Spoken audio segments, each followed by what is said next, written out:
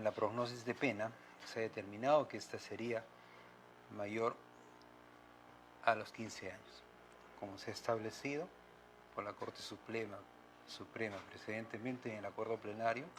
Es pues una pena grave, pero ese no puede ser el único motivo para determinar en su caso la prisión preventiva. En esa medida, siempre es bueno recordar que esta pena elevada prognosis genera una constatación empírica ya determinada por la jurisprudencia vinculante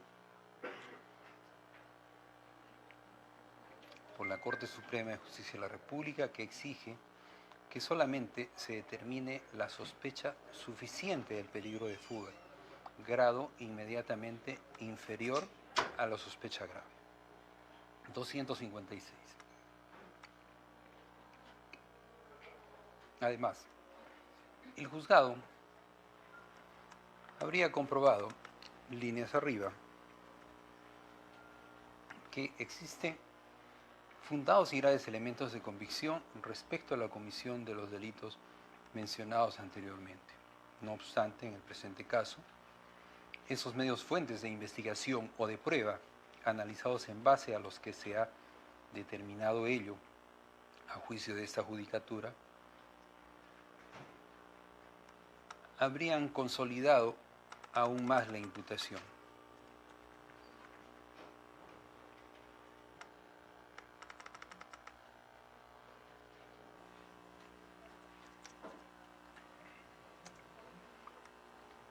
En esa medida, debe considerarse también que con el paso del tiempo, desde la imposición de la primera medida de prisión preventiva hasta ahora, se habría incrementado por consiguiente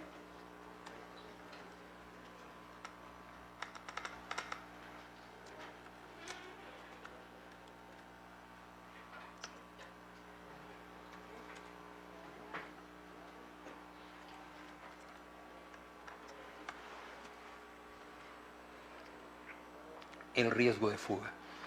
La razón por la que el juzgado considera que la imputación se ha dotado de solidez se debe a la presencia de medios fuentes de investigación de prueba que, con las corroboraciones realizadas, evidenciarían la precisión de esta imputación reseñada, lo que también se desprende de las numerosas disposiciones que conforman el presente requerimiento de prisión preventiva, que han venido siendo modificadas en el tiempo.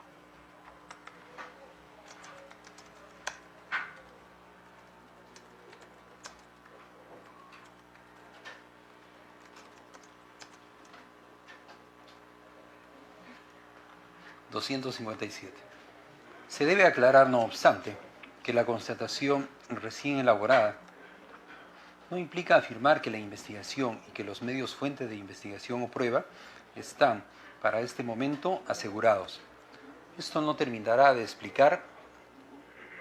se terminará de explicar en el siguiente apartado sobre el peligro de obstaculización. Este despacho reconoce que las anteriores resoluciones judiciales anuladas que ordenaron la prisión preventiva no determinaron la existencia de peligro de fuga. Sin embargo, los dos criterios enunciados líneas arriba no estaban disponibles para la judicatura en ese momento, debido a que ambos criterios recién se han desarrollado en el reseñado Acuerdo Plenario 1/2019. Jurisprudencia vinculante de la Corte Suprema. Por eso es que, en aplicación de estos criterios recientemente disponibles, la conclusión puede ser distinta, como lo es en este caso. 259. Por estas consideraciones, el juzgado entiende que existe un peligro abstracto de fuga. Sin embargo, como se ha mencionado anteriormente, este es insuficiente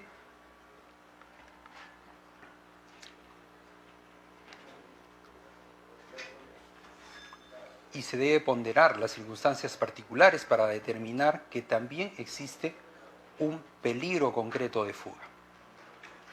Con relación a las circunstancias concretas, el juzgado debe referirse primero al arraigo laboral. En este sentido, el criterio que ha mantenido esta judicatura a lo largo del ejercicio jurisdiccional es que, aunque existan documentos formales que acreditarían la existencia de una relación laboral, es lógico entender que quien habría realizado la actividad delictiva dentro del cumplimiento de sus funciones laborales no demostraría, pues, la existencia de arraigo laboral alguno.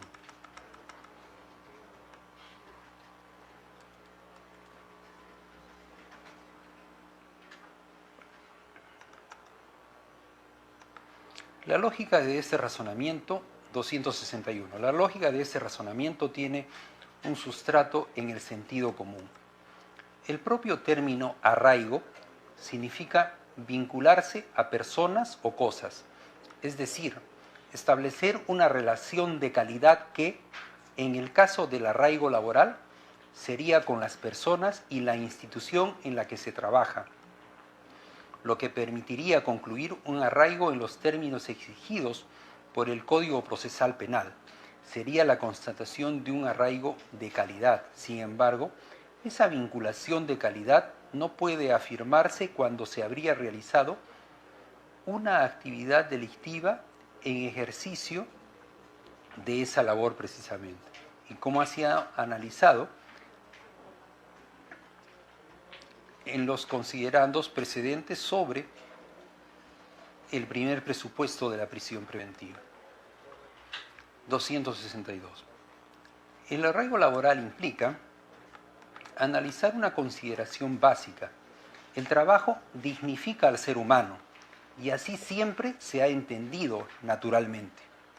Sin embargo, cuando se utiliza aquella herramienta de dignificación para realizar actos que podrían ser penalmente punibles, se corrompe su bondad natural intrínseca.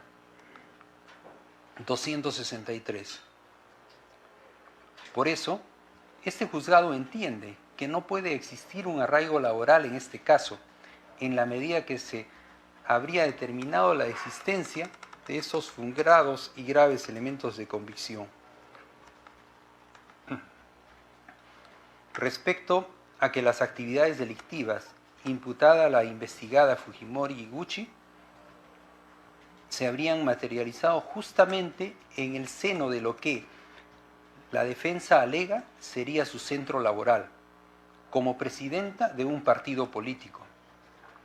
Con relación a los arraigos posesorio y domiciliario, el juzgado entiende que efectivamente todo ser humano es libre de realizar lo que esté o sea más acorde a sus intereses. Sin embargo, esa situación no impide que se puedan efectuar inferencias o extraer razonables conclusiones del ejercicio libre de las personas, que eso es lo que precisamente se ha alegado a lo largo de esta audiencia, que habían algunas otras preferencias. En esa medida se debe tener en consideración que utilizar la libertad personal para no generar un arraigo posesorio o domiciliario, de no llegar a afianzar un arraigo básico, posesorio y domiciliario como tal, con mayor razón si se tiene la posibilidad de hacerlo, permitiría concluir razonablemente que éste no existe o que, por lo menos, no es de calidad. A lo largo de la audiencia ha existido debate respecto a que una vivienda alquilada, además de que la investigada tenga solamente un vehículo inscrito a su nombre, generarían arraigo suficiente. Esta afirmación en principio no es del todo incorrecta en cuanto al arraigo de calidad se refiere, pues la sola constatación de que no se tienen bienes inscritos a nombre de una persona imputada o que éste vive en un hogar alquilado, no descartan en sí mismo la constatación de un arraigo posesorio o domiciliario. Cosa distinta es poder afirmar, conforme a las circunstancias de cada caso en concreto, si nos encontramos realmente a un arraigo posesorio o domiciliario de calidad. 266. Y es que en la medida que la justicia se trata de la virtud de dar a cada uno lo suyo, mal haría este juzgado en no analizar las circunstancias particulares de cada caso y respecto a cada persona, que teniendo la posibilidad de incrementar o nutrir el arraigo básico que tienen o sostienen tener, decidan en plena libertad no optimizarlo en términos de razonable calidad. El análisis del arraigo posesorio y domiciliario sugiere entonces que se considere adicionalmente si es que la persona imputada tiene la posibilidad de generar un arraigo mayor al básico que tenía en un inicio. En consecuencia, se descartará el arraigo posesorio en supuestos en los que, teniendo esa posibilidad, una persona no genera el arraigo posesorio o domiciliario. En el mismo sentido, la reducción de arraigo posesorio por la pérdida de posibilidades para mantenerlo tampoco implicará necesariamente su desestimación. 267. En el presente caso, se habría demostrado que la investigada Fujimori tiene un ingreso promedio mensual de 11.373.67 soles. A juicio de este juzgado, esa remuneración, que solamente incluye la de ella y no la de su esposo Vito Villanella, es más que suficiente para potencialmente haber generado un arraigo razonable mayor al básico que tiene ahora, que se contrae en términos de arraigo posesorio y domiciliario a la titularidad sobre un único vehículo y una casa alquilada. En efecto, tal es así que la investigada paga una renta por concepto de alquiler mensual muy superior a la media, ascendente a $1.600, que al cambio, de acuerdo con el comprobante de pago adjuntado al expediente, ascendería a 5.536 soles, suma que por sí misma es racionalmente potencial de haber generado ya a una vivienda propia, bajo algún mecanismo de crédito, como dentro de las reglas de la experiencia lo hacen los ciudadanos peruanos, al ser ese monto de alquiler equivalente a más de 5 sueldos mínimos vitales, tanto más que, según la defensa, la condición de mantener su vivienda alquilada la ostenta desde hace 7 años. Estas consideraciones evidencian, a juicio del juzgado, una amplia gama de posibilidades económicas de la investigada para generar un arraigo de calidad que, hasta el momento, no habría generado. 268. En este caso, no se trata de la falta de posibilidades para generar o mantener un arraigo. Por el contrario, se trata de la libre elección de no utilizar los valiosos ingresos mensuales que ostenta para incrementar el arraigo básico que sostiene tener actualmente. Ello evidenciaría que el limitado arraigo posesorio y domiciliario que ciertamente existe no sería de calidad. 269. El siguiente criterio por valorar es el de daño causado y la actitud para repararlo. El juzgado considera que se ha generado un daño patrimonial sumamente elevado al Estado. Además, se ha generado un daño sumamente elevado a la institucionalidad.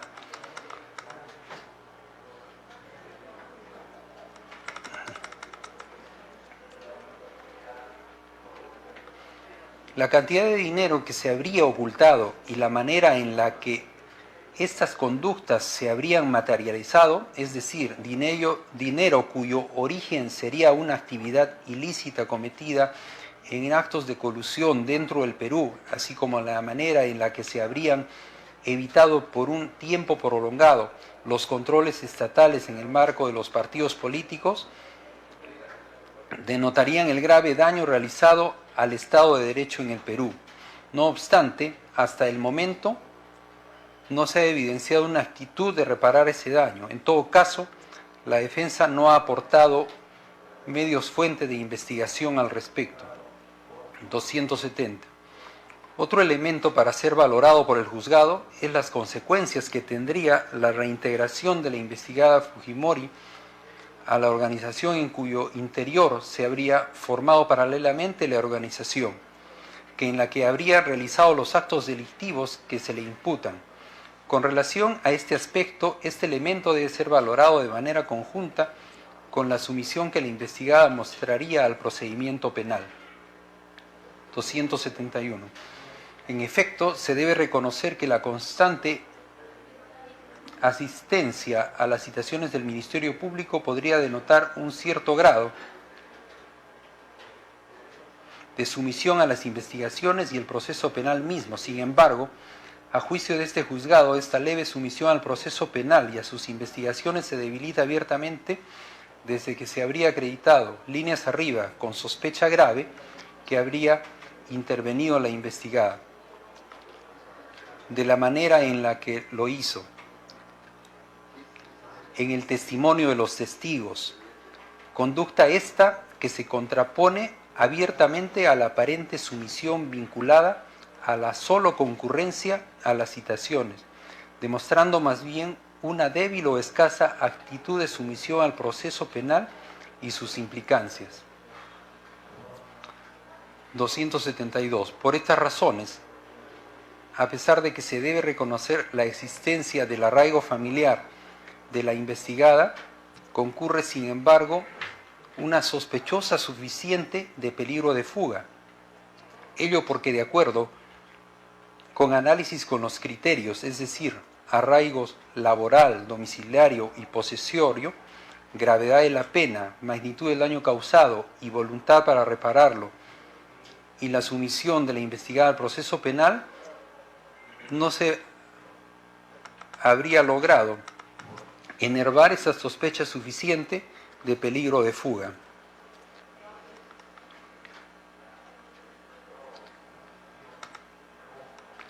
Configurándose de tal manera este tipo de peligrosismo. B. El peligro de obstaculización. A. Normatividad particular e interpretación. 273. En adición al criterio general desarrollado en el artículo 268.c del artículo 270 del Código Adjetivo, desarrolla otros criterios de valoración para determinar la existencia del peligro de obstaculización. Para calificar el peligro de obstaculización, se tendrá en cuenta el riesgo razonable de que el imputado 1. Destruirá, modificará, ocultará, suprimirá o falsificará elementos de prueba, influirá para que coimputados, testigos o peritos informen falsamente o se comporten de manera desleal o reticente. 3. Inducirá a otros a realizar tales comportamientos. En otras palabras, el procedimiento para determinar la existencia del peligro de obstaculización implica que el juzgador, a partir del análisis de los antecedentes y las circunstancias del caso, determine si es que el imputado realizará alguna de las conductas contenidas en los artículos 270.1 y 2 del Código Procesal citado, o en todo caso, que las realice de la manera prevista en el artículo 270.3, y si es que esas circunstancias exteriores al imputado disminuyen o anulan el peligro de obstaculización. 275. Ahora bien, no todas las circunstancias externas son idóneas para disminuir o anular el peligro.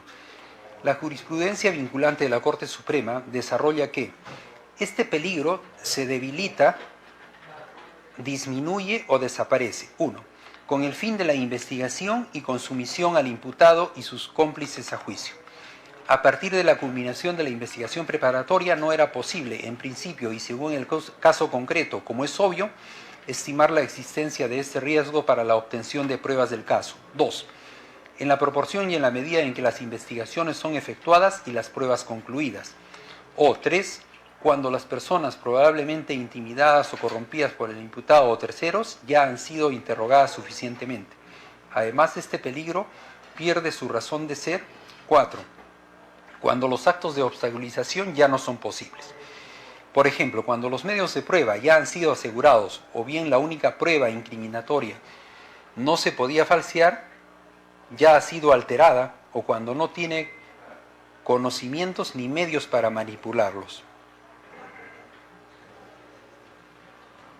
Se hace referencia al mismo acuerdo plenario 1 en el numeral 52.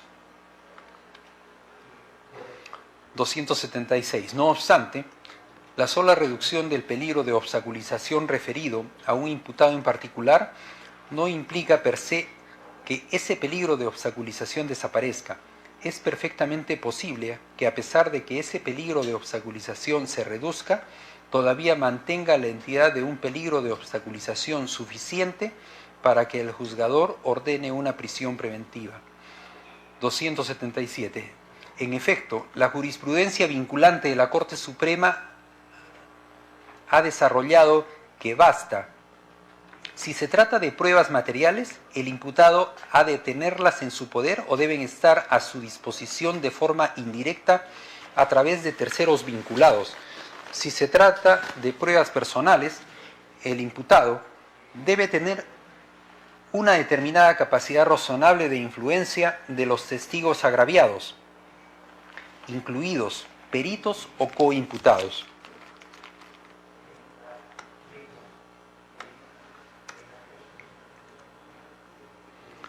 Hacemos referencia al mismo acuerdo plenario, esta vez en el fundamento 54.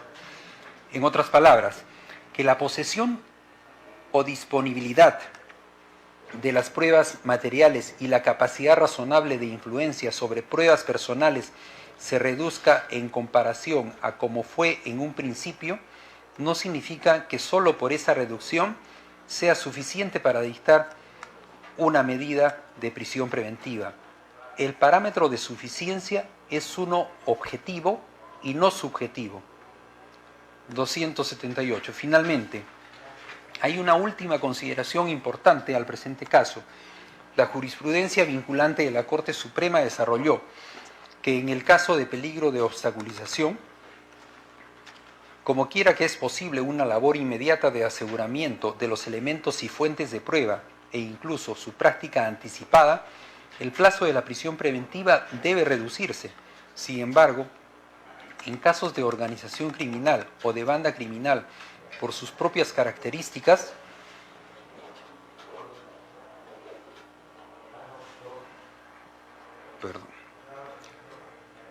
el riesgo objetivo de obstaculización es más intenso desde un primer momento y puede prolongarse consistentemente en el tiempo, más si el aseguramiento de las fuentes de investigación o de prueba puede ser difícil o complicado y prolongado, en especial de las fuentes personales que requerirán, de ser el caso, en función a las necesidades de protección, anticipaciones probatorias.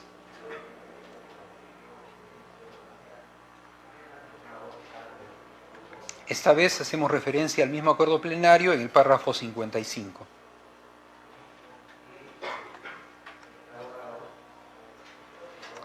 Análisis del juzgado. 279. Con relación al peligro de obstaculización, el juzgado entiende que, en la medida que se ha determinado la presencia de fundados y graves elementos de convicción referidos al delito de obstrucción de la justicia, la existencia del peligro de obstaculización como presupuesto de la prisión preventiva estaría prácticamente acreditada. En adición a los medios fuentes de investigación o prueba mencionados anteriormente, este juzgado debe considerar que el peligro de obstaculización no solamente ha recaído sobre los testigos, por el contrario, también ha recaído sobre las autoridades del Ministerio Público y algunas autoridades judiciales. Jorge Yoshiyama Sasaki, el 4 y 14 de noviembre del 2019, que respectivamente señala: Vicente Silva Checa también me informó que la persona encargada de comunicarse en forma reservada con el ex fiscal de la Nación, Pedro Chávarri Vallejos, a nombre de Keiko Sofía Fujimori Iguchi, era el ex congresista Daniel Salaverry.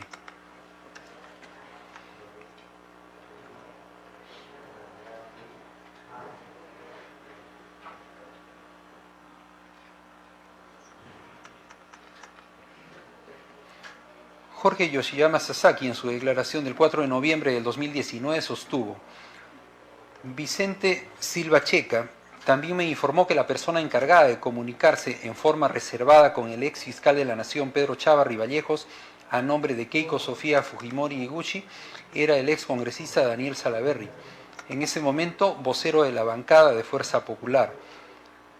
Silva Checa me comentó que ambos, Pedro Chávarri Vallejos y Daniel Salaverry, se juntaban de forma sigilosa en sitios diferentes y acordado por terceros. Hasta a veces cambiaban de carro para llegar a sus reuniones. Las reuniones eran para coordinar apoyo mutuo entre la Fiscalía y el Partido Fuerza Popular. 282. Rolando Reategui Flores, en su declaración de 17 de octubre del 2018, cuando era el testigo protegido 2017-55-3, sostuvo que es en este contexto que Keiko Fujimori ordena apoyar al fiscal Pedro Gonzalo Chávarri a fin de que sea elegido el nuevo fiscal de la Nación.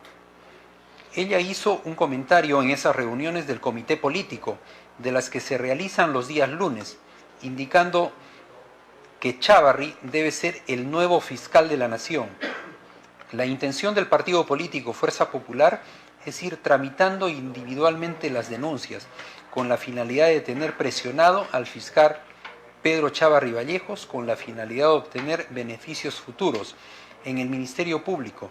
Muestra de ello es que en la votación de la Subcomisión de Acusaciones Constitucionales, después de la votación del informe del congresista Juan Cheput, que recomendaba que se proceda con la denuncia por infracción constitucional contra el fiscal Chávarri, y habiendo sido ese día miércoles 10 de octubre del 2018 resultado del debate que no proceda la acusación y por lo tanto se archive dicho informe, es que posteriormente a dicha sesión se escuchó comentarios de parte de un congresista de Fuerza Popular que el fiscal Chávarri, después de esto, ya debe dar alguna señal, en clara alusión al favorecimiento plasmado en el archivo de su denuncia. 283. Estos testimonios darían cuenta de la manera en la que la organización criminal paralela que se habría formado dentro del partido político Fuerza Popular habría tratado de intervenir durante el transcurso de las investigaciones a través de las más altas autoridades del Ministerio Público. Estas declaraciones quedarían corroboradas con la declaración del propio involucrado. 284.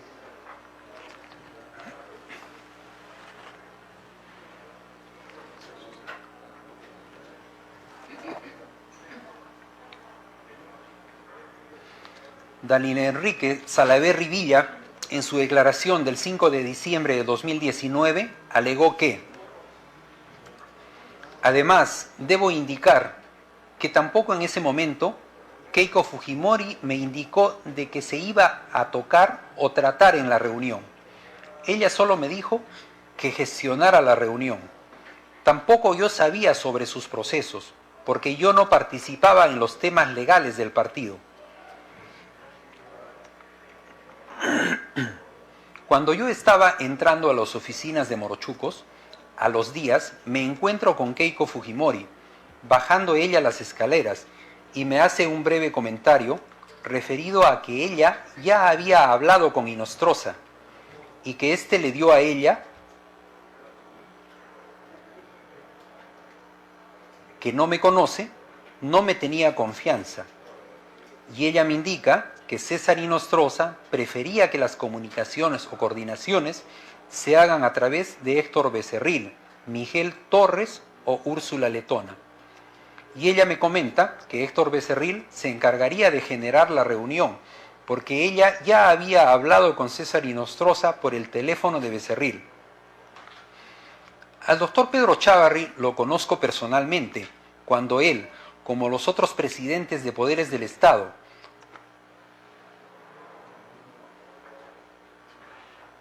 o como cabeza de la institución, me hace una visita protocolar como fiscal de la Nación al despacho de la Presidencia del Congreso, en los primeros días del mes de agosto de 2018. Quiero indicar que previamente a esta visita he podido comunicarme con él, pues como congresista he podido comunicarme por teléfono para saludarlo por su designación como fiscal de la Nación, como usualmente sucede, pero no recuerdo bien. No puedo precisar la fecha, pero fue a los días de esa visita protocolar, en agosto del 2018. Terminada la reunión de la Comisión Política de Fuerza Popular de Morochucos, se acerca Keiko Fujimori y me pregunta cómo me había ido con la visita protocolar que me hizo Chávarri. Le indicó que bien, que me dio sus saludos protocolares, y ella me pide que ahora que se conocen, que le haga un favor de hacerle llegar un sobre de Manila cerrado con cinta scotch. Me llevé el sobre a la oficina del despacho de presidencia del Congreso. No me dijo que era prioritario o urgente, y por mis ocupaciones como presidente del Congreso, no lo envié al momento y pensaba hacerlo con unos asistentes. Luego de unos días, recibo una llamada por WhatsApp del doctor Chávarri y me indica que quería hablar conmigo para reunirnos, que quería conversar conmigo, y me dice para reunirnos ese mismo día. Por esas épocas yo vivía en Cieneguilla. Cuando recibo esta llamada, él me dice que si yo iba a ir a Lima. Yo le respondo que iba a ir a Lima por la noche. Entonces él me indica que como yo seguramente iba a pasar por el óvalo de la Fontana en La Molina, y me pidió que nos encontremos cerca al óvalo de la Fontana. Me indica que cuando esté cerca en ese lugar le dé una timbrada para que me indique dónde nos íbamos a encontrar. Yo pensaba en ese momento que tal vez la reunión iba a ser en una cafetería o restaurante. En la noche salgo en mi carro. Cuando estoy cerca al óvalo de la Fontana, lo llamo por WhatsApp y le indico que estaba cerca al óvalo, a lo que él me pregunta dónde me encontraba exactamente. Yo le digo que estaba pasando exactamente por la puerta principal de la Universidad San Ignacio de Loyola, que queda por la avenida La Fontana. Entonces, me dice que me cuadrara y me pregunta en qué color de carro estaba, porque él se iba a acercar a mi carro. Yo pensaba en ese momento que nos íbamos a dirigir a algún lugar. Me cuadro con mi camioneta de color blanco y observo que el doctor Chávarri se acercó caminando y procedo a abrirle la puerta.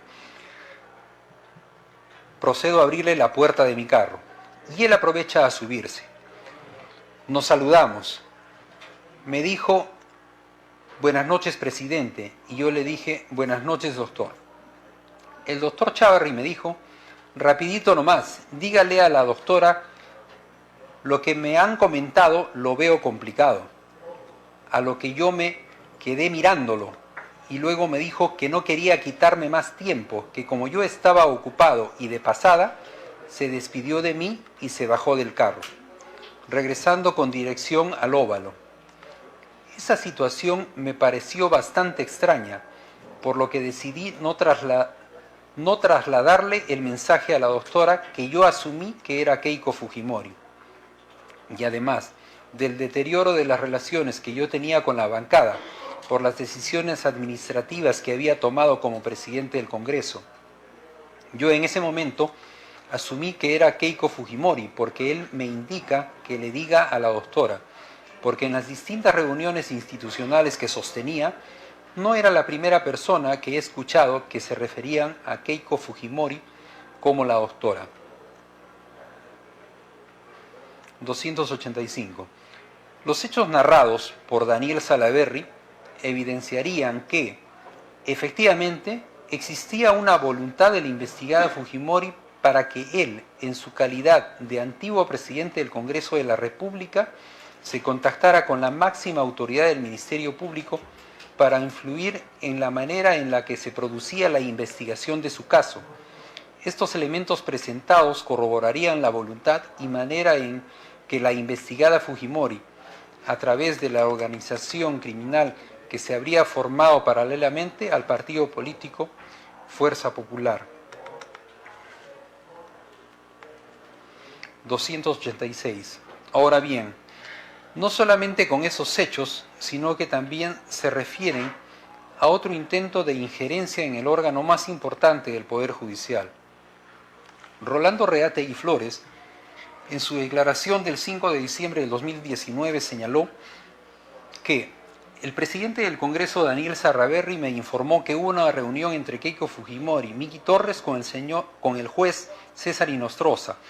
Luego de salir los audios se comprueba que César Inostroza se había reunido con Miki Torres y luego sale lo de señora K.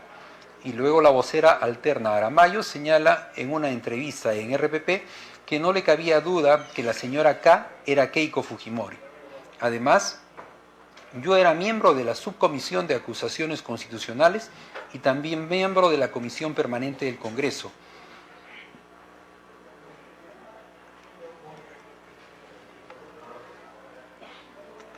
Y habían llegado denuncias acerca del señor César Inostroza, pero la orden de la cúpula del partido, dado a través del presidente de la comisión y voceros, era alargar el proceso y no acumular las denuncias y verlas una por una.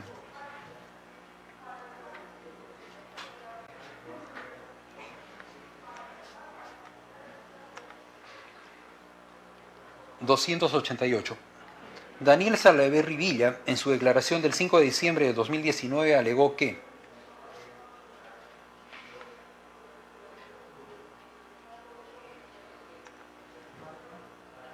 solo puedo señalar que en una ocasión, habrá sido en los primeros días del mes de mayo de 2018, Keiko Fujimori me solicitó que tomara contacto con el juez César Inostroza para generar una reunión. Y cosa que no hice porque yo no conozco al juez César Inostroza. A los pocos días, cuando fui a la oficina de Morochuco, Keiko Fujimori me dijo que había conversado con César Inostroza y él le dijo que no me conocía y por el contrario que se sentía cómodo con que la reunión la generara otra persona. Finalmente, por la propia decisión de Keiko Fujimori es que ella me retiró el encargo de generar la reunión a petición del propio Inostroza.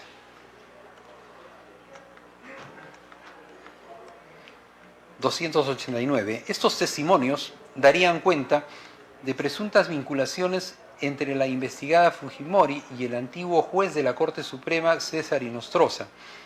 Dichas versiones, a juicio del juzgado, quedarían corroboradas con la versión de uno de los participantes en ese contacto. 290. Edwin Antonio Camayo Valverde, en su declaración de 6 de diciembre de 2019, señaló: a fines del año 2017, entre los meses de noviembre y diciembre, el doctor César Inostroza Pariachi quería conocer a la señora Keiko Fujimori Iguchi. Era insistente en querer llegar de alguna forma a dicha señora. Yo entré el 20 de febrero del 2018 y los primeros días de marzo del 2018 hice contacto con Héctor Becerril. Lo llamé por teléfono, si podía tener una reunión con el doctor César Inostroza en mi domicilio y aceptó venir a mi domicilio. En dicha reunión, en los primeros días de marzo, es que se da esa reunión en la que llega a mi domicilio. A eso de las 6 de la tarde, Héctor Becerril, luego de eso llega el doctor César Inostroza y los hago pasar a mi sala comedor, en un sillón beige que tengo en la entrada. Se sentaron a conversar. Ellos ya se conocían. Yo me fui a traer algunas bebidas. Se las entrego a ambos señores y el doctor César Inostroza le dice a Héctor Becerril que quería conocer a la señora Keiko Fujimori y que él podía ayudarle en sus temas o problemas judiciales que tenía, y que a su vez él tenía interés de ser presidente del Poder Judicial. Para eso necesitaba el apoyo político. La reunión fue breve, alrededor de 30 minutos, en la que ellos intercambian número de celular. El señor Héctor Becerril indica que todas las comunicaciones sean a través de WhatsApp y que él le indicaría la fecha y lugar para la reunión. Luego de eso se retira primero el señor Becerril, luego se queda unos minutos el doctor César Inostroza y se puso muy contento porque iba a conocer a la señora Keiko Fujimori. Luego de eso se retira. A fines del mes de marzo, por la Semana Santa, yo me encontraba en la ciudad de Murguay, en Tarma, y recibo la llamada del doctor César Inostroza, que se encontraba en la ciudad de Jauja. Entonces se dirigió de Jauja a Tarma. Nos encontramos en el Señor de Murguay y nos fuimos a comer truchas en una piscigranja Yaroca ubicada en el kilómetro más debajo de Murguay. El doctor César Inostroza llegó con su señora madre, su esposa y su chofer. El doctor César Inostroza me comenta que sí había logrado tener la reunión con la señora Keiko Fujimori, que lo había recogido y lo habían llevado al distrito de Surco frente a la Universidad de Lima, que habían entrado a una urbanización y que le habían dado muchas vueltas, y llegaron a la casa partidaria en la que estaba la señora Keiko Fujimori, Héctor Becerril y el doctor César Inostroza. En la reunión, el doctor César Inostroza me cuenta que habían hablado de políticas de Estado, los cambios que deberían hacerse dentro del Poder Judicial y que habían logrado llamar la atención de la señora Keiko Fujimori por sus altos conocimientos que él tenía. Pero que el señor Héctor Becerril le dijo que la señora Keiko Fujimori tenía reuniones preestablecidas y que tenía que retirarse. El doctor César Inostroza me dijo que Héctor Becerril se sintió celoso de él porque le llamó la atención de la señora Keiko Fujimori. El doctor César Inostroza hace un comentario que los únicos que lo podían sacar del puesto de juez supremo era el Consejo Nacional de la Magistratura o el Congreso de la República. Y con esto él se sentía que tenía el poder político, porque su ambición era ser presidente del Poder Judicial. Posteriormente, en el mes de abril de 2018, en una reunión, el doctor César Inostroza me hace el comentario de un caso de casación de la señora Keiko Fujimori que iba a caer en sus manos y con eso él iba a tener el poder político porque su ambición era ser presidente del Poder Judicial. Luego de eso, el 30 de abril yo saco mis boletos vía LAN de Lima a Jauja con retorno el 5 de mayo. El día 3 de mayo recibo una llamada del congresista Miguel Torres y me dice que había tenido una reunión partidaria y que la señora quería una reunión con el doctor César Inostroza en mi domicilio.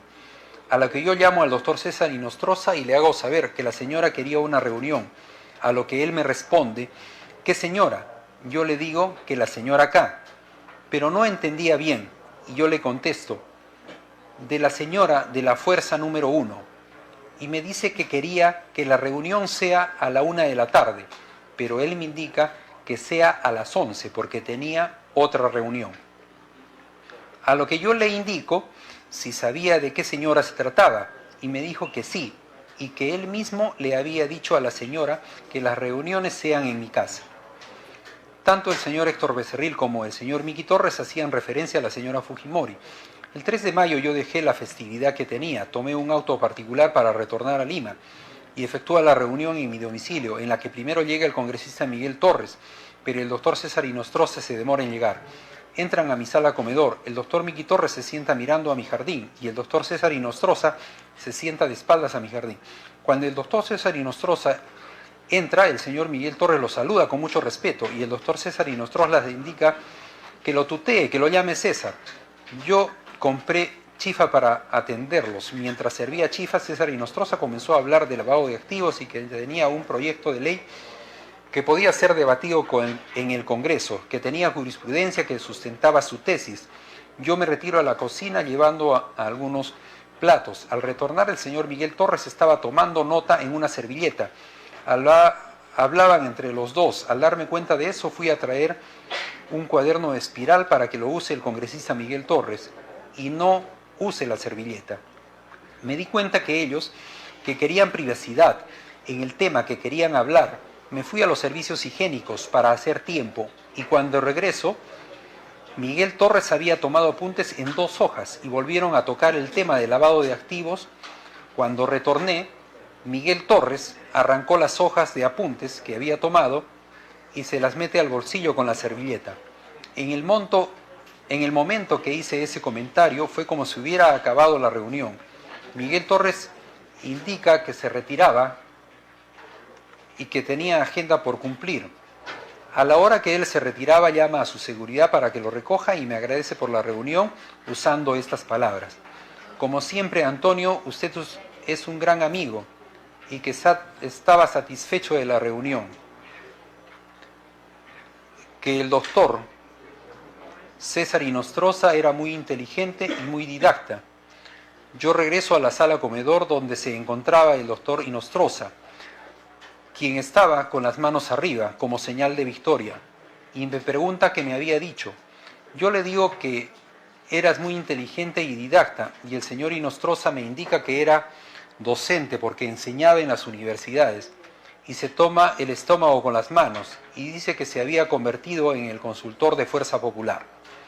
Luego toma su terno y llama a su seguridad y que lo recogiera, y agradece por la reunión y se retira.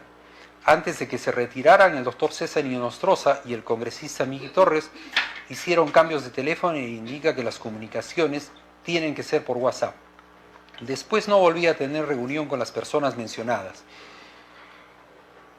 Me refiero como la señora K a la señora Keiko Sofía Fujimori Iguchi. Me refiero como la señora de la fuerza número 1 a la señora Keiko Sofía Fujimori Iguchi. Me refiero al congresista Miguel Torres. Me refiero al congresista o excongresista Héctor Becerril. Sí, me refiero al ex juez supremo César Inostroza Pariachi. El doctor César Inostroza me dijo que se reunió con Keiko Fujimori en la casa partidaria, que está surco por la Universidad de Lima.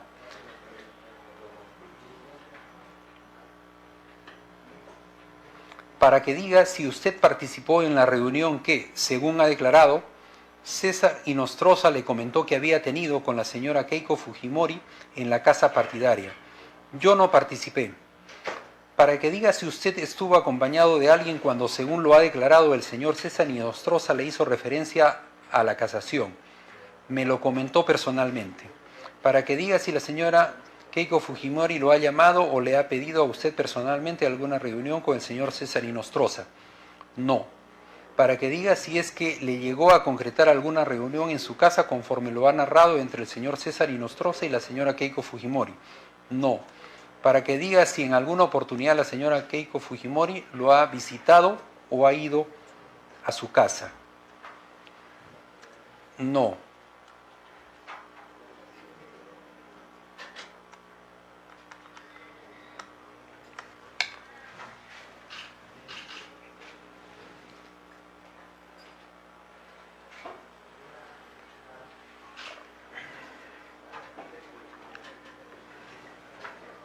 $291.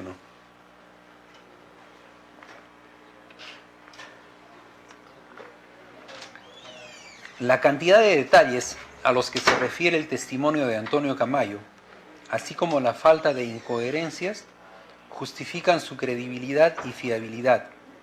En efecto, en adición a lo anterior, que lejos de exonerarlo de alguna participación en los hechos, más bien lo involucran.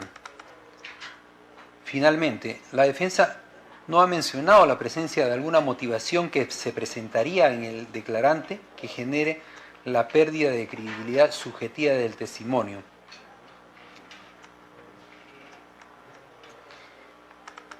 Si bien es cierto, ha sido parte de los alegatos de la defensa,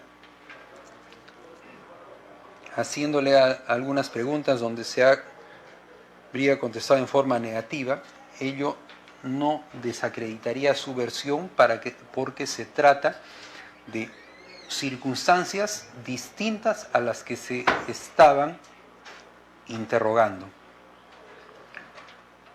292. Ahora bien, este testimonio también goza de la corroboración de otro de los involucrados en alguna de estas reuniones.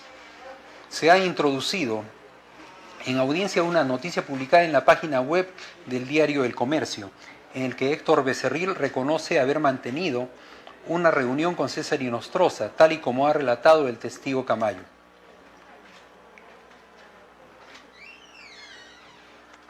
(293) Estos hechos, a juicio del juzgado, evidencian un elevado grado de peligro de obstaculización. Ahora bien, es evidente que se debe reconocer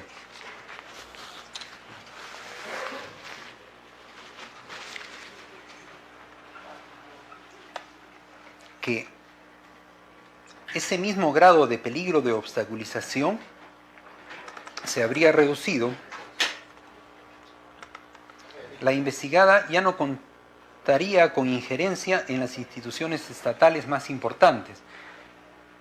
No obstante, y como se expresó líneas arriba, la sola reducción de un elevado grado de peligro de obstaculización no implica que éste ha recaído por debajo del parámetro suficiente para estimar una medida de prisión preventiva. 294. Por el contrario, en audiencia se ha introducido un hecho que implicaría una latencia específica y concreta de peligro de obstaculización respecto a la afectación a los testigos y su testimonio. En su declaración de 10 de enero de 2020, el testigo protegido 2017-55-21 declaró haber sido uno de los falsos aportantes que habría dado cuenta respecto a la firma de los recibos dinerarios y que habría sido inducido por los abogados vinculados a la investigada Fujimori para que preste su falsa declaración, con el mismo patrón de los demás aportantes falsos. En efecto, en esa declaración expresamente señala: tengo conocimiento que el señor Roberto Carlos Yu Miyagi ha sido citado por esta Fiscalía para que declare con fecha 28 de enero de 2020, en horas de la mañana, a raíz de lo cual sé que el señor Roberto Carlos Yu Miyagi ha recibido llamadas de varios números, tales como 960-0241-31, 926-37-11-76, 919-2805-60, entre otros, como si estuviera siendo víctima de reglaje, siendo que incluso el día martes 7 de enero del 2020,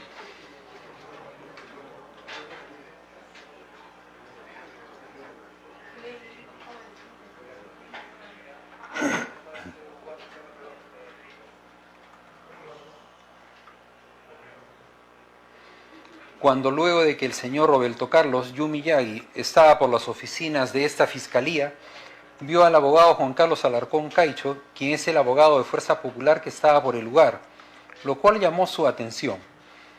Y cuando el señor Yu Miyagi disponía a retirarse de las oficinas al encontrarse por las escaleras del cuarto piso, vio que el abogado Juan Carlos Alarcón Caicho, que estaba allí como esperándolo, por lo que atinó a saludarlo. Y el abogado le dice: te conozco de algún lado, tu cara me parece conocida. Conversando entre ambos por un lapso breve de 3 minutos aproximadamente, donde incluso el abogado Juan Carlos Alarcón Caicho le pide al señor Roberto Carlos Yu Miyagi su número de teléfono celular, su nombre completo, diciéndole que lo iba a llamar para que se reunieran. y le entregue unos documentos y conversar respecto a su declaración programada por esta Fiscalía el 28 de enero del 2020. Al punto que el abogado Juan Carlos Alarcón Caicho le timbró desde su celular que llevaba en la mano, y es el número 992702446, diciéndole que lo grabara. Hecho que de seguro ha quedado registrado en las cámaras de la Fiscalía entre las 11:15 hasta las 11:35 horas del citado día martes 7 de enero de 2020, donde podrán verificar lo indicado. Es por todas las razones expuestas que estoy solicitando se me reserve mi identidad para salvaguardar mi integridad física y la de mi familia,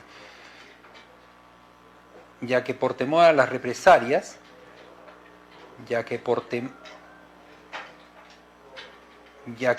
temo a las represalias, SIC, en mi contra. 295. Este testimonio es de suma importancia, ya que comprobaría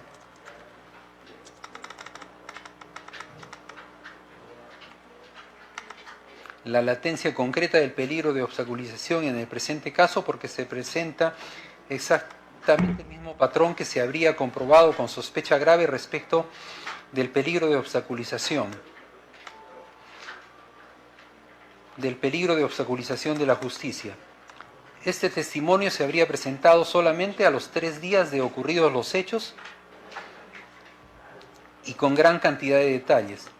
No obstante, aparece exactamente lo mismo narrado en el acta de visualización y transcripción de video de 10 de enero de 2020, en la que se reproduce el fragmento indicado por el testigo protegido en la declaración anterior.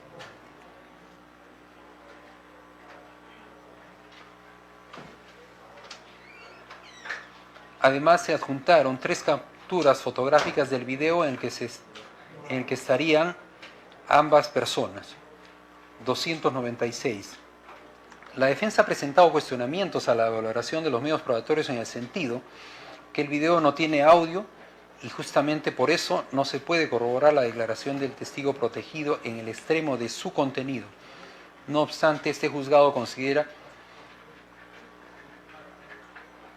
que carece de todo razonamiento lógico el hecho de que el contenido de una conversación solamente puede determinarse a partir de una cámara que debería estar grabando constantemente este tipo de situaciones. 297. El juzgado valora el testimonio del testigo protegido en el extremo del contenido de la conversación, básicamente en 2 circunstancias. Primero, que existe un video en el que se plasma el encuentro. Y segundo, que el testigo protegido, a solo 3 días de sucedidos los hechos, señala lo que sucedió con todo detalle. Sin embargo, no solo son estos elementos que de por sí ya serían suficientes, sino que más bien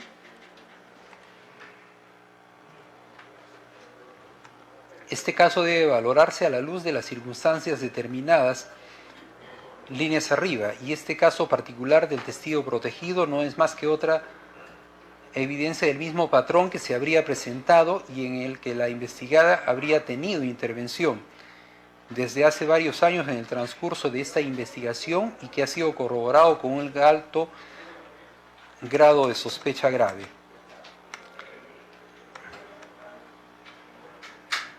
Es más, estos hechos solamente demuestran con un grado de sospecha grave que tanto el delito de obstaculización de la justicia como el peligro de obstaculización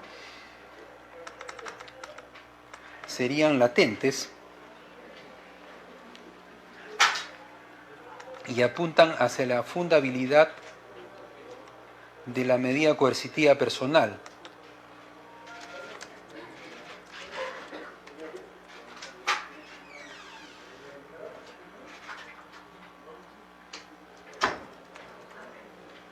Requerida por el Ministerio Público como titular de la acción penal.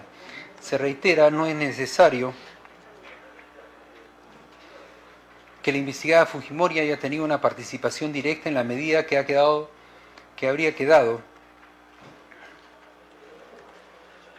suficientemente comprobado en grado de sospecha grave que ella habría definido desde tiempo atrás este designio que la organización que se habría gestado paralelamente dentro del partido político estaría materializado, consistente en afectar los testimonios de los falsos aportantes.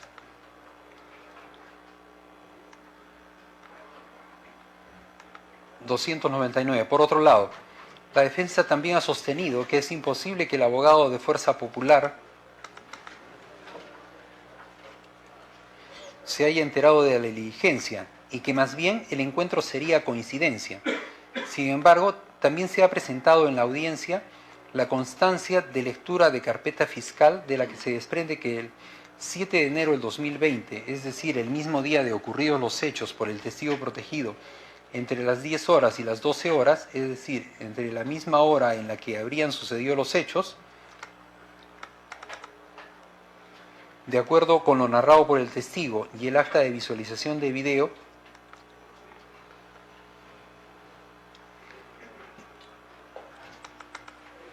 la abogada de Fuerza Popular estuvo presente en el Ministerio Público.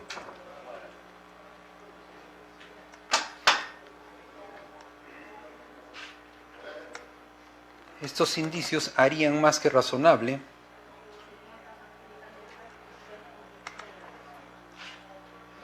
concluir que el abogado de Fuerza Popular que se acercó al testigo protegido tomó conocimiento de su presencia y esto corroboraría su versión. 300. Es más, el juzgado debe reiterar que dentro de los criterios mencionados en la jurisprudencia vinculante de la Corte Suprema, reseñada líneas arriba, la reducción del peligro de obstaculización cuando finaliza la etapa de investigación solamente ocurre dependiendo de las circunstancias del caso concreto. No obstante, en el presente caso eso no puede ser determinado en la medida que las circunstancias se evidenciarían de una manera estructurada y organizada en la que los abogados del partido político se habrían aproximado a los testigos y además lo seguirían haciendo. 301. En ese sentido, dentro de los reseñados criterios vinculantes de la Corte Suprema está el hecho de que se garantice la posibilidad de un interrogatorio suficiente de estos testigos, no solo durante las investigaciones, sino fundamentalmente en la etapa más importante del proceso penal, que es la etapa de juicio oral, que es la etapa en la que por regla general se producen las pruebas de cargo y de descargo. 302.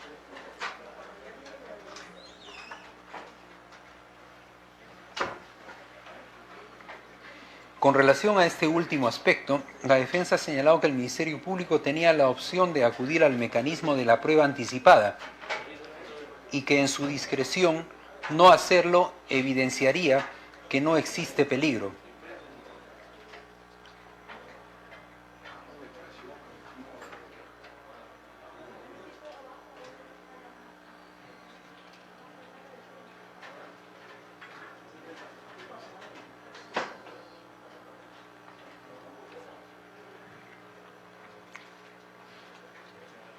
Sin embargo, el juzgado tiene dos cuestionamientos de este razonamiento. 303. El hecho de no acudir al mecanismo de la prueba anticipada no evidenciaría que el Ministerio Público entiende la ausencia de peligro de obstaculización. En todo caso, esa inferencia necesitaría una corroboración que no ha sido presentada por la defensa, además de ser una exigencia especialmente irrazonable en el presente caso por la gran cantidad de testigos involucrados. 304. Además, a raíz de las preguntas de este juzgado, el Ministerio Público dio cuenta de que se pretendió realizar la prueba anticipada del testimonio del testigo Crisanto Pulache. Sin embargo, la defensa, quien habría exigido que el Ministerio Público debería hacer uso del mecanismo de la prueba anticipada, no asistió al mismo, frustrando su desarrollo. La defensa, en respuesta a esto, no negó los hechos, sino que, al contrario, solamente atinó a explicar que la razón de su inasistencia fue porque no consideró necesario ello. 305. El juzgado entiende que esta respuesta es insuficiente en la medida que la propia defensa es la que ha invocado la falta de uso del mecanismo de la prueba anticipada del Ministerio Público como una evidencia de que no existiría peligro de obstaculización. 306. En conclusión, el juzgado determinaría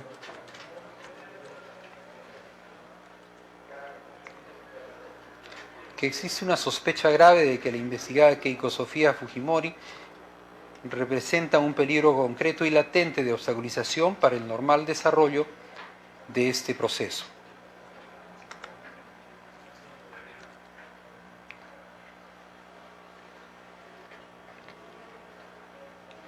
Por consiguiente,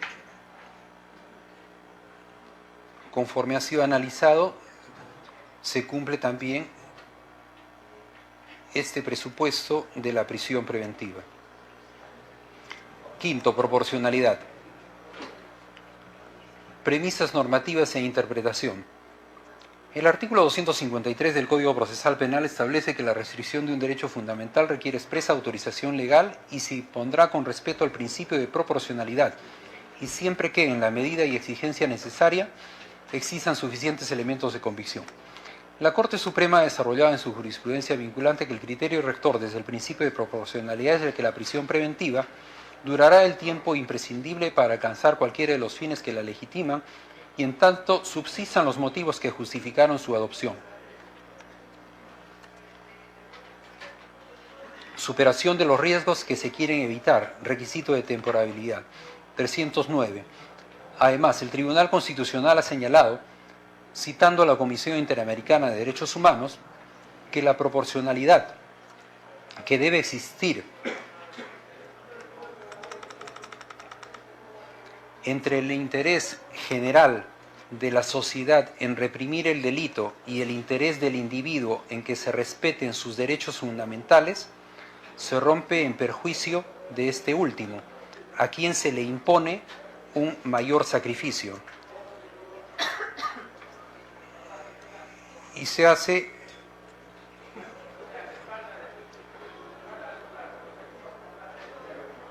el pie de página haciéndose referencia al expediente, a la resolución emitida también por el Tribunal Constitucional en el expediente 791-2002, habeas corpus, de fecha 21 de junio del 2002, en el fundamento jurídico número 9.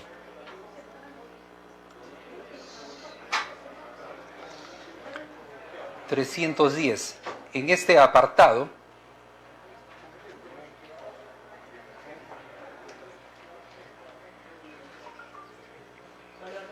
tienen que guardar silencio, por favor. Están interrumpiendo desde hace minutos el desarrollo de la audiencia. En este apartado, la exigencia del ordenamiento jurídico se refiere a comprobar si es que la medida de prisión preventiva es una idónea, necesaria y estrictamente proporcional. Análisis del juzgado. 311. El juzgado debe hacer notar que para empezar la medida de prisión preventiva es una medida constitucionalmente permitida. Además se presenta como una medida idónea para cautelar las dos finalidades que tiene la prisión preventiva.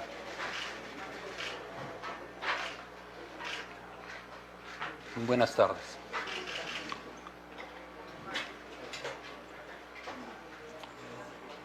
Dejamos constancia que se está dictando la resolución y en esos momentos se hace presente la señora. ¿Puede identificarse, por favor, con su nombre completo, el número de su DNI y su dirección domiciliaria?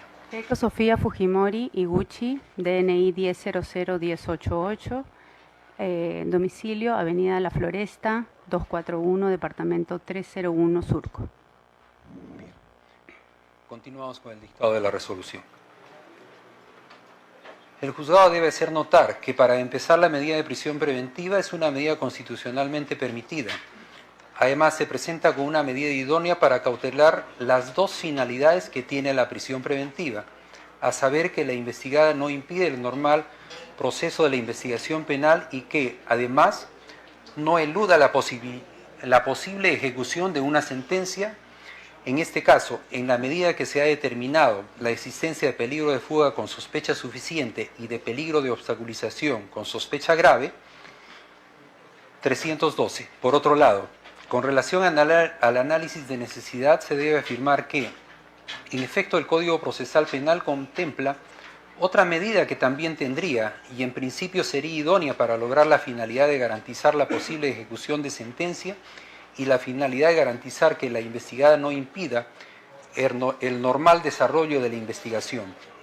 Tal medida sería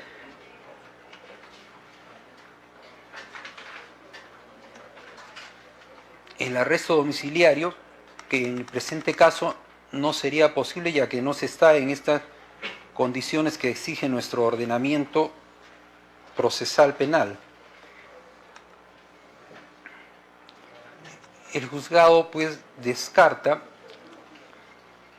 la comparecencia restrictiva y el pago de una caución y el impedimento de salida del país, porque solamente logran una de las dos finalidades que en el presente caso se procurarían. 313. En ese sentido, el examen de proporcionalidad debería elaborarse con relación a la medida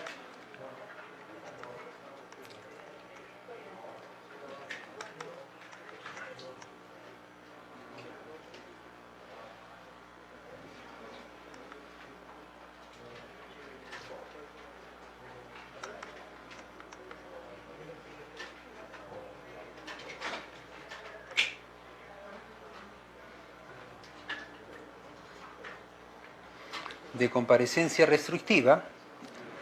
Sin embargo, esta no garantizaría con la misma intensidad que la prisión preventiva la finalidad de evitar que la investigada pueda eludir la posible ejecución de la sentencia. No garantiza con la misma intensidad la finalidad de evitar que la investigada interrumpa el normal desarrollo de las investigaciones, como se ha descrito en forma amplia precedentemente. 314.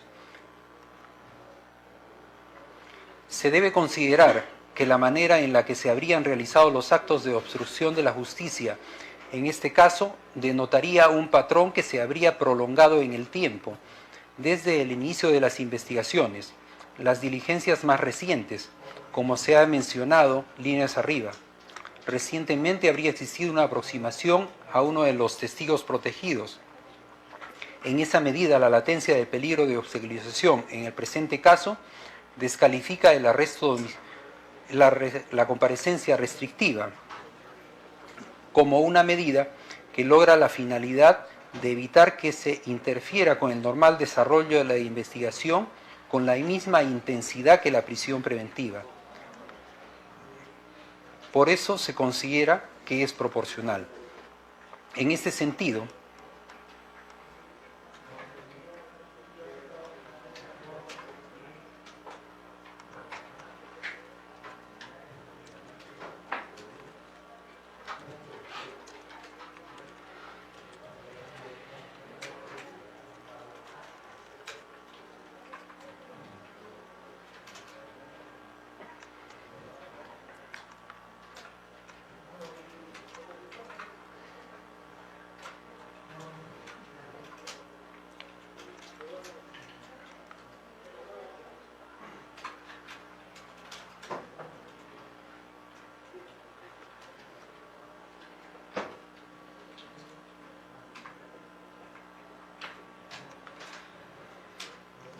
aunque es innegable que la investigada tiene derecho a la libertad personal, existe también la seguridad de la sociedad a cargo del Estado, el cual a través del Ministerio Público persigue los delitos. 316. En este caso, el delito de lavado de activos es pluriofensivo. Compromete varios intereses jurídicamente relevantes, por lo que estando a la naturaleza de las imputaciones advertidas, las cuales habría llegado a cuestionar en este proceso a algunos integrantes del Poder Legislativo, Ministerio Público y Poder Judicial,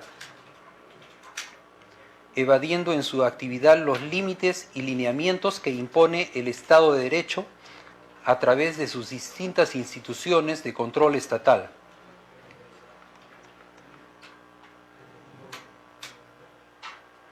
(317)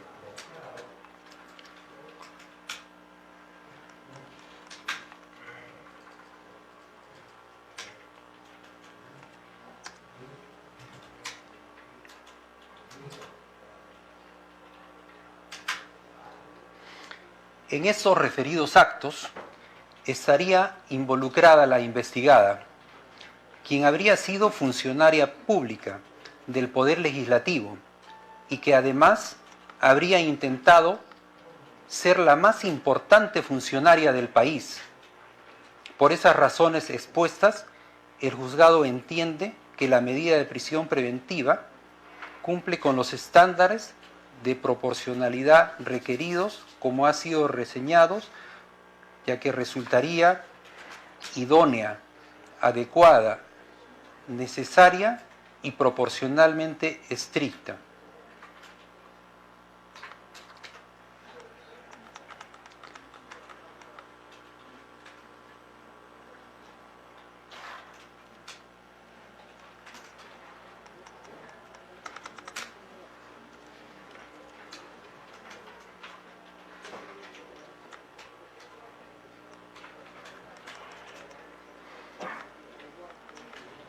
Sexto, plazo. 1. Premisas normativas e interpretación. 318. La Corte Suprema ha desarrollado en su jurisprudencia vinculante que no es posible que en abstracto se establezca un único plazo a partir de la cual la prisión preventiva, en cada caso penal, pueda reputarse como irrazonable. Ello implicaría asignar a los procesos penales una uniformidad objetiva e incontrovertida, supuesto que es precisamente ajeno a la grave y delicada tarea que conlleva valorar la eventual responsabilidad penal de cada uno de los individuos acusados de la comisión de un ilícito. El plazo legal de la prisión preventiva ha de entenderse que no coincide con el plazo razonable de duración del proceso en su conjunto y debe ser mucho menor.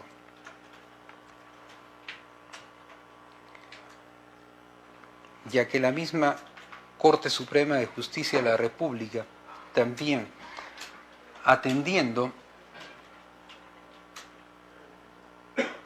a lo que ha señalado los estándares internacionales, como el Tribunal Constitucional, la Corte Interamericana de Derechos Humanos, que más que el plazo legal debe respetarse lo que es el plazo estrictamente necesario. Obviamente, después de haberse verificado los presupuestos de la prisión preventiva en forma concurrente. 2. Análisis del juzgado sobre el plazo. 319.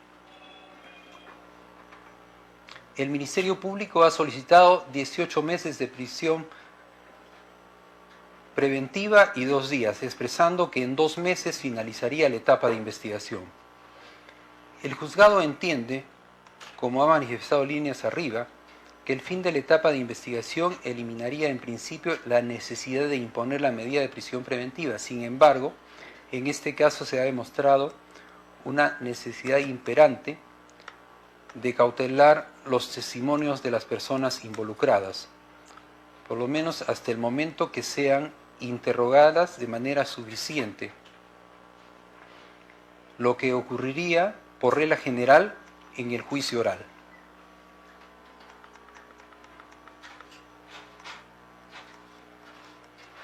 (321) En esa medida, en el presente caso, es necesario que la prisión preventiva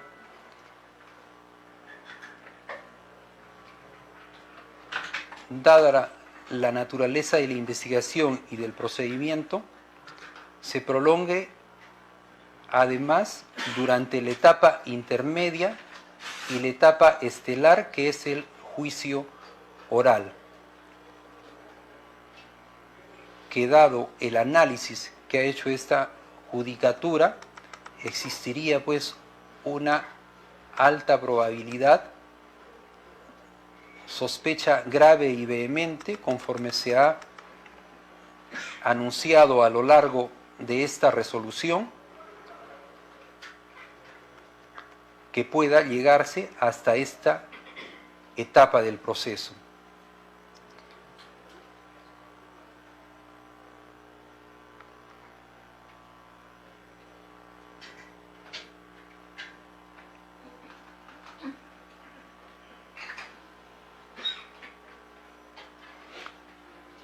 Así, se tiene que, a los 2 meses alegados por la Fiscalía para concluir con la investigación, se pueda agregar un periodo aproximado de 5 meses de etapa intermedia, ya que, como ha señalado, el Ministerio Público, dada la complejidad de la causa y las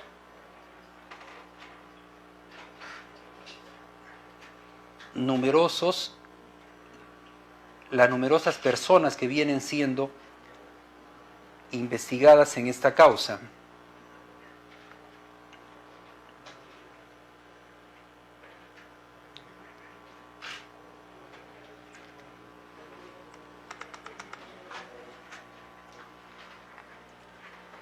en igual atención, se podría prever que en 8 meses se podría terminar con el desarrollo del juicio.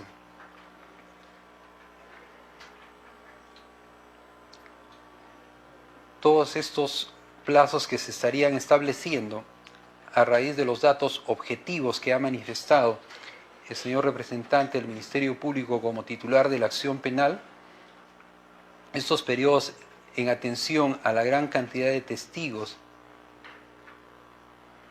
que involucra el caso en concreto, en específico, y el tiempo que implicaría su actuación.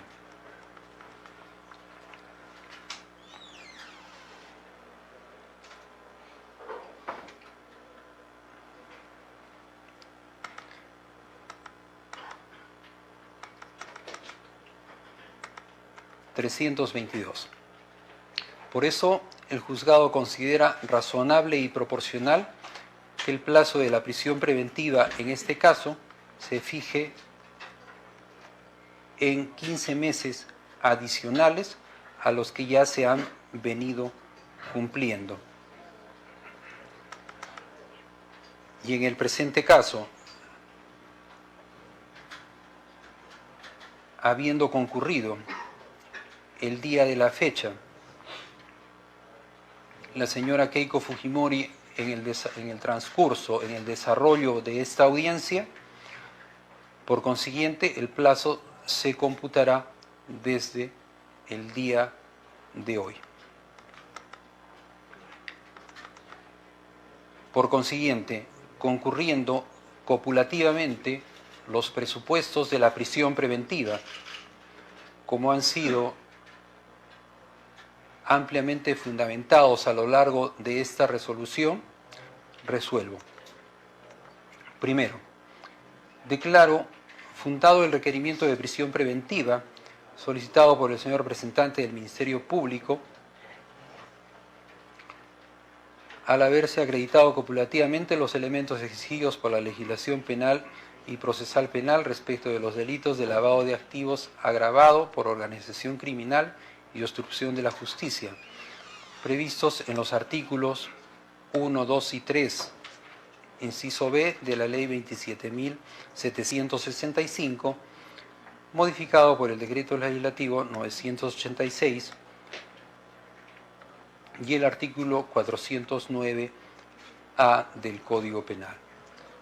Segundo, en consecuencia, impongo prisión preventiva por el plazo de 15 meses a la investigada Keiko Sofía Fujimori Iguchi, quien se encuentra identificada con su documento nacional de identidad número 10001088.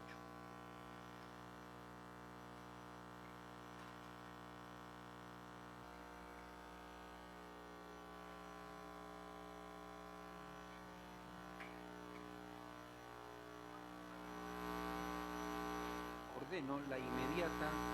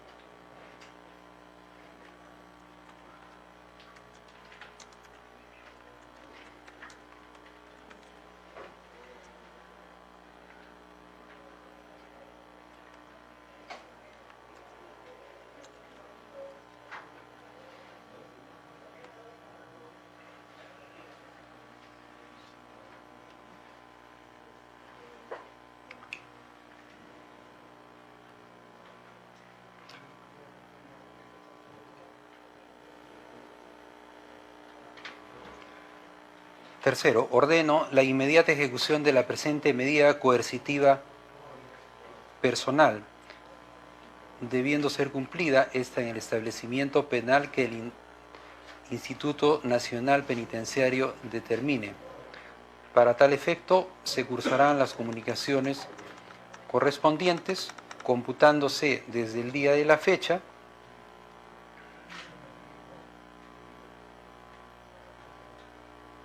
y teniendo vigencia hasta el 27 de abril del 2021. Todo ello en el día y bajo responsabilidad. Tómese razón y hágase saber. El Ministerio Público.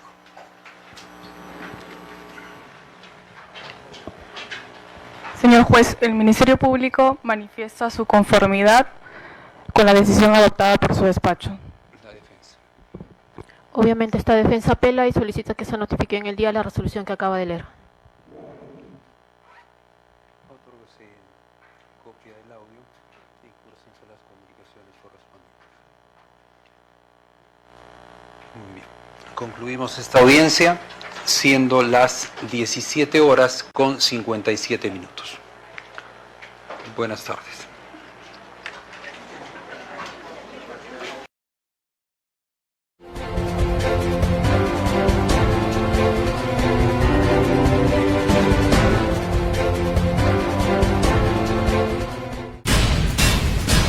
Justicia TV.